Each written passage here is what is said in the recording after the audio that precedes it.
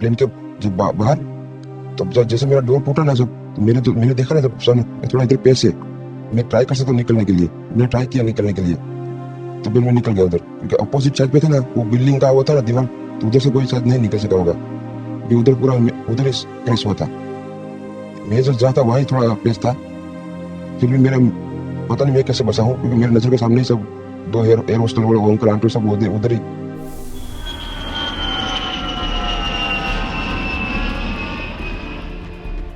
अहमदाबाद में हुआ plane crash एक काली याद बन गया है। अहमदाबाद से लंदन के लिए उस दिन उड़ान भरने वाली एयर इंडिया की फ्लाइट AI-171 में कुल 242 यात्री सवार थे। इनमें से सिर्फ एक ही शख्स खुशकिस्मत रहा जो जिंदा निकल पाया। रमेश कुमार विश्वास वही शख्स हैं जो क्रैश हुए विमान में बाकी लोगों की तरह सवार थे। प्लेन ने करीब 1:30 बजे के आसपास टेक ऑफ किया था और टेक ऑफ की प्रक्रिया पूरी होने से पहले ही ये एयरपोर्ट से करीब 2 किलोमीटर की दूरी पर मेघानी इलाके में मौजूद पहले डॉक्टर्स हॉस्टल की बिल्डिंग से टकराया और फिर इसका अगला हिस्सा आगे की ओर घिसटता हुआ जोरदार धमाके के साथ आग के गोले में बदल गया। ये सब कुछ इतनी तेजी से हुआ कि उसमें सवार यात्रियों को सोचने तक का वक्त नहीं मिला। इस हादसे में जीवित बच निकलने वाले रमेश कुमार विश्वास ने बताया कि सब कुछ उनकी नजरों के सामने ही हुआ था। उन्होंने कहा कि मुझे खुद विश्वास नहीं होता कि मैं जिंदा कैसे बाहर निकल सका।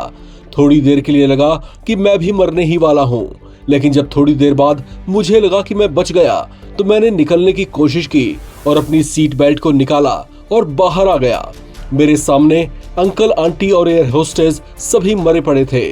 रमेश ने बताया कि टेक ऑफ के 5-10 सेकंड के अंदर लगा कि सब रुक गया है। बाद में प्लेन की लाइट ऑन हो गई जो ग्रीन और व्हाइट जल रही थी। प्लेन ने टेक ऑफ करने के लिए जैसे ही स्पीड पकड़ा वो एक बिल्डिंग में घुस गया जो हॉस्टल था।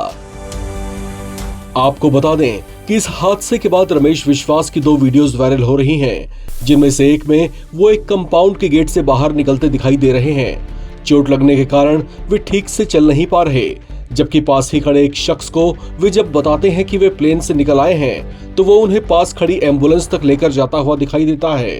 रमेश विश्वास से प्रधानमंत्री नरेंद्र मोदी ने भी मुलाकात की थी और उनसे उनका हालचाल जाना था। उनकी सेहत में अब पहले से सुधार है, लेकिन फिलहाल उन्हें डॉक्टरों की निगरानी में रखा गया है। दुर्घटना का शिकार हुआ ये विमान बोइंग 787 ड्रीमलाइनर था।